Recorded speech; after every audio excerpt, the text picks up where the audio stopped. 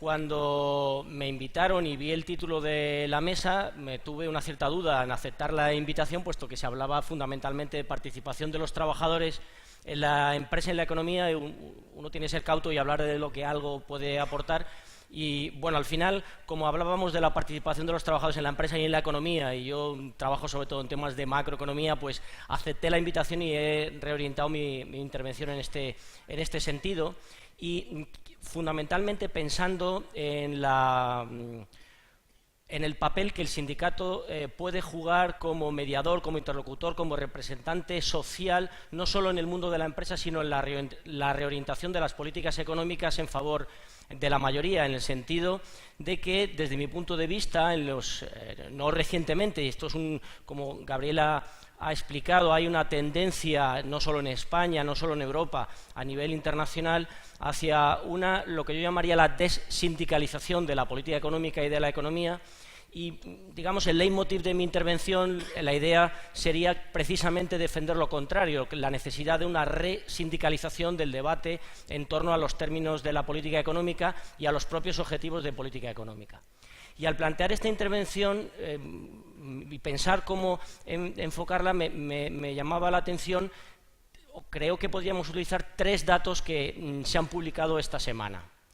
El primero de ellos es la encuesta del CIS, cuando se pregunta a la población cuál es su percepción sobre la situación de la economía. Fijaos que España desde 2015 está creciendo por encima del 3%, claramente por encima de la media, pero cuando se pregunta a la gente cuál es su percepción de la situación de la economía, más de la mitad piensa que la situación de la economía es mala o muy mala.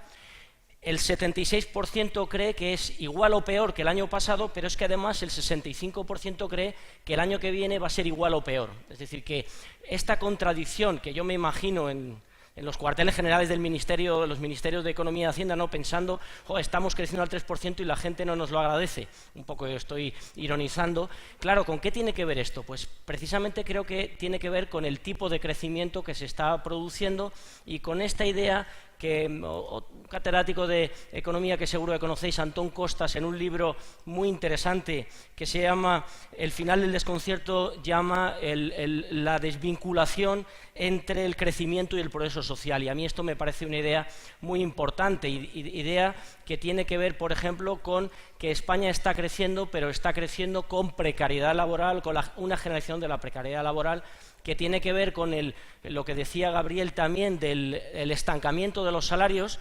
que desde mi punto de vista es una característica que podría ser casi estructural de la situación actual. Él decía cómo se ha roto este vínculo entre crecimiento económico y crecimiento de los salarios, y esto está generando una cierta perplejidad, ¿no? ¿Qué está pasando? Que hemos recuperado el crecimiento, pero sin embargo los salarios no están creciendo. Bueno, la reforma laboral no lo explica todo, pero sí creo que una medida que estaba probablemente pensada para actuar en un momento determinado para lograr la devaluación salarial, lo que ocurre es que modifica estructuralmente la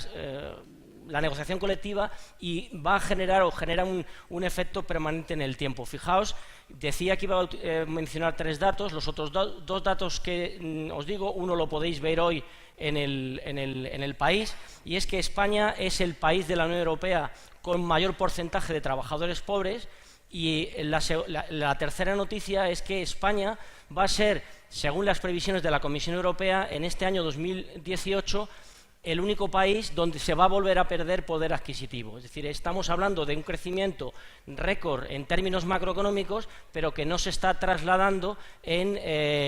lo que se llama este crecimiento inclusivo, ¿no? Que sería el segundo punto del que voy a hablar, sería precisamente cómo esto que yo llamo la resindicalización es una estrategia fundamental para lograr avances en lo que se está llamando crecimiento inclusivo. La idea de crecimiento inclusivo, que es muy antigua, que ahora, sin embargo, está apareciendo en casi todas las publicaciones, incluso de organismos internacionales aparentemente tan alejados de esta idea como la OCDE, el Fondo Monetario Internacional, ¿no? La OCDE que define precisamente esto de crecimiento inclusivo como un crecimiento que genera oportunidades para el conjunto de la sociedad y da lugar a un reparto equitativo de la sociedad. Y esto parece que se está recuperando, que se está incluyendo,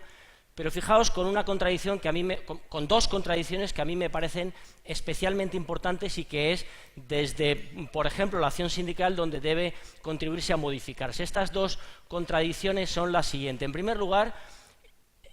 cuando organismos como la OCDE hablan de la preocupación por el crecimiento inclusivo, quiere decir que están preocupados por la evidencia de que se ha producido un aumento en la desigualdad que el crecimiento no está corrigiendo. Pero cuando lo analizan, fundamentalmente se fijan en fenómenos como, por ejemplo, el efecto de la globalización o el efecto de lo que se llama el progreso técnico sesgado, es decir, el progreso técnico que requiere un determinado tipo de cualificaciones y que genera diferencias entre los trabajadores que tienen esas cualificaciones y los que no, pero raramente se menciona, he de decir, sobre todo en los discursos de la dirección política de estos organismos. Hay muchos trabajos a nivel técnico que sí que lo incluyen. Digo que raramente se menciona otro factor que es precisamente la pérdida de peso de la negociación colectiva y de las instituciones del mercado de trabajo, el deterioro de las instituciones del mercado de trabajo. Esta es la primera contradicción. ¿Es posible hablar de un crecimiento inclusivo y a la vez mantener este tipo de estrategia que consiste básicamente en desindicalizar la economía, en desequilibrar la negociación colectiva, en desregular el mercado de trabajo? A mí me parece que no. Por eso la segunda contradicción de este tipo de enfoques a favor del crecimiento inclusivo de los organismos internacionales es que no se cuestionan el paradigma de política económica que nos ha traído a esto, particularmente en dos aspectos. No se cuestionan el paradigma en el tema de las políticas fiscales, de la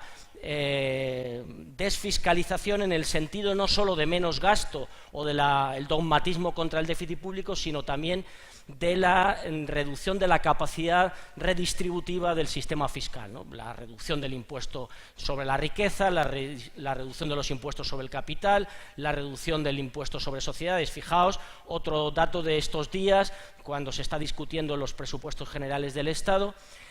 respecto al escenario que se hubieran producido las últimas reformas del impuesto de sociedades en España respecto al escenario actual, hay una diferencia en la recaudación de 5.000 millones de euros. Es decir, estas reformas suponen 5.000 millones de euros menos para gastar, por ejemplo, en políticas redistributivas. Y, por supuesto, no se cuestionan estas conclusiones de política económica, no se cuestionan el papel de las reformas laborales y la moderación salarial, ¿no? Entonces, otra tercera idea que yo querría lanzar es que esta aparente contradicción que en el paradigma de política económica, desde el punto de vista macro, se suele hacer, una aparente contradicción entre crecimiento salarial y crecimiento económico, eficiencia económica, etcétera, es una contradicción falsa. Es decir, que nosotros tenemos que, precisamente lo contrario, defender un cambio de política económica en la que este protagonismo del movimiento sindical y este papel creciente o esta recuperación del crecimiento de los salarios tengan un papel, una importancia clave en aspectos que a mí me parecen muy distintos pero que son complementarios. Primero, evidentemente desde el punto de vista de la cohesión social y la igualdad. La desigualdad personal se explica también en gran medida por la desigualdad en la distribución funcional de la renta, digamos el reparto entre el capital y trabajo, por hablar en términos muy concretos. También en los efectos sobre el crecimiento económico, es decir, la pérdida de dinamismo de las remuneraciones salariales tiene efectos negativos sobre la demanda agregada, tiene efectos negativos sobre el crecimiento económico que, no nos engañemos, no se compensan por las supuestas mejoras de la competitividad internacional. No tengo ya nada más que casi poco más de un minuto para hablar y por tanto no me puedo entretener con eso, pero creo que este es otro mito que convendría desmontar.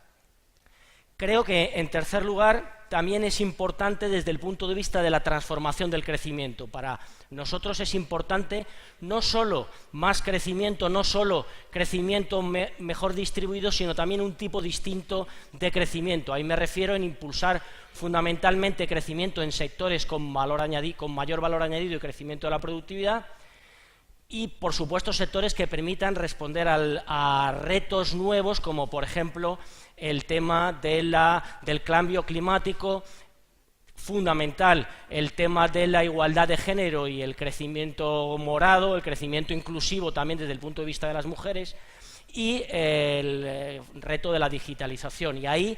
contrariamente a lo que se dice normalmente cuando se habla de este tipo de retos, digamos desde el lado de la oferta, la recomendación sigue yendo por la vía de promover reformas estructurales que aumentan la flexibilidad del mercado, y ahí se tiende a ver la participación de los sindicatos, la regulación laboral, como una especie de estorbo, de grasa que dificulta esto. Y yo creo, y querría terminar casi con esto, creo que es exactamente lo contrario. La experiencia, ¿cuánto tiempo llevamos hablando de el cambio en el modelo productivo? Desde que yo era estudiante se hablaba del cambio del modelo productivo. Yo me he prometido no volver a utilizar esa expresión y imaginarme otras, por ejemplo, transformar el crecimiento, y creo que la experiencia nos muestra claramente que intentar hacer esto con reformas estructurales orientadas al mercado, esto es un eufemismo para lo que todos sabemos que significa, ha fracasado. Hacen falta políticas industriales activas y hace falta también el empuje de los sindicatos y el empuje precisamente del crecimiento de los salarios. Fijaos que un argumento que se utiliza con mucha frecuencia a favor de la descentralización de la negociación colectiva y la negociación a nivel de empresa es, bueno, a nivel de empresa es donde vemos el crecimiento de la productividad y hay que ajustar los salarios a la situación particular de cada empresa para no poner en peligro su supervivencia.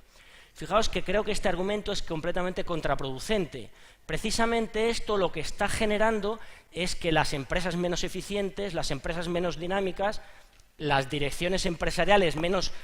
proclives a la innovación,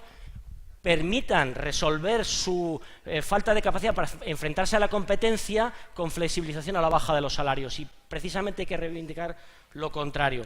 Y el último aspecto que solo menciono, también esta resindicalización, este crecimiento de los salarios es importante desde otro punto de vista, que es el punto de vista de la estabilidad financiera. Los problemas de inestabilidad financiera y endeudamiento creciente que hemos tenido en el anterior boom también se explican en gran medida por la falta de crecimiento de los salarios.